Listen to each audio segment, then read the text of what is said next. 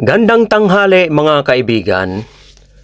Eto na naman si Tiyoy friend, tayo'y kakain na. Ayan, tirang grilled chicken yung ating ulam.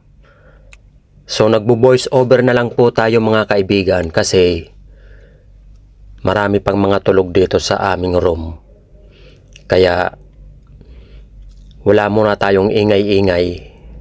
Baka masigawan tayo ng mga natutulog. So ganyan talaga ang buhay ng OFW. Kapag doon naman tayo sa kusina, mainit na. Nako, mas papawisan tayo. Kaya dito na lang tayo sa kwarto, kakain. Meron pang aircon, malamig. So ito yung tira kong grilled chicken na binili kagabi mga kaibigan. Nagtira lang tayo ng konti para sa ating ulam ngayong tanghali. Tsaka meron siyang sausawan o dutdutan na ayan, na cream na yan, na puti na yan. Tapos meron din tayong spicy. Nakikita nyo yan, yung kulay brown na may sili. Solve na tayo dyan mga kaibigan. Ano bang ulam nyo mga friend? So ayan, papak naman tayo sa ating pagkakain. Masarap yan mga kaibigan kasi marinated na yan yung binili nating grilled chicken.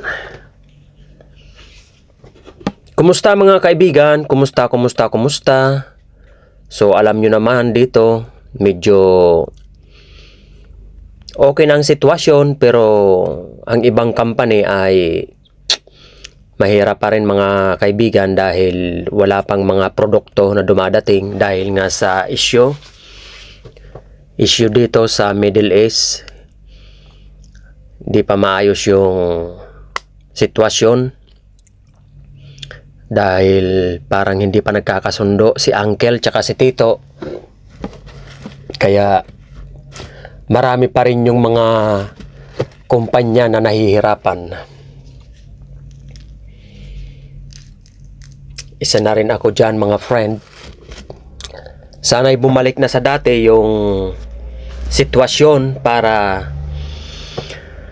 maayos na rin yung ating kapanatagan or kalagayan dito sa bansang ito.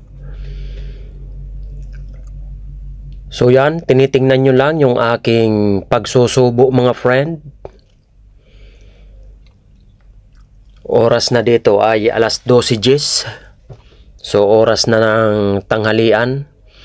Habang isinasalang natin yung ating labahan, tayo naman ay kumakain.